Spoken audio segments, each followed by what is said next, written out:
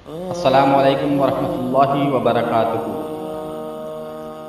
अल्हम्दुलिल्लाहि रब्बिल आलमीन अस्सलातु वस्सलाम अला रसूलिहिल अमीन अम्मा बाद। औज़ु बिल्लाहि मिनश शैతానిర్ రజీమ్। ఈరోజు మేము రెండు విషయాల గురించి తెలుసుకుందాం. మొదటిగా, ఉపవాసానికి బదులు ఫిద్యా చెల్లింపు.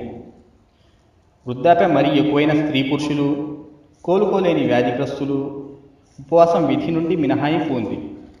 ఇలాంటి వారు ఉపవాసానికి బదులు తప్పనిసరిగా ఫిదియా ఇవ్వాలి.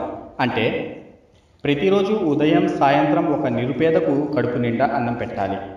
ఇది ఉపవాసానికి బదులు ఫిదియా చెల్లింపు. ఇక రెండో విషయాన్ని పరిశీలిస్తే, భంగమైన ఉపవాసాలకు తిరిగి పాటించడం.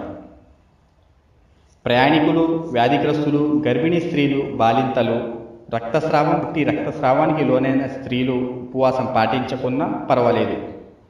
వారు రమదాన్ ఉపవాసాలు తరువాత ఆయా ఉపవాసాలను హజా చేసుకోవాలి.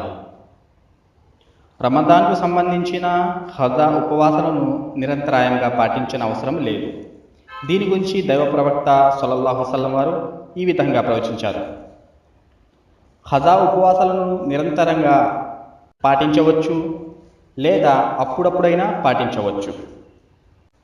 ఈ విషయాలతో నా మాట ముగిస్తున్నాను. చివరిగా అల్లాహ్ తాలాతో దువా: అల్లాహ్ మనందరికీ ఇస్లాంను అర్థం చేసుకొని అనుసరించే భాగ్యాన్ని ప్రసాదించుగాక. ఆమీన్. అస్సలాము అలైకుం. జజాకల్లాహు ఖైర్.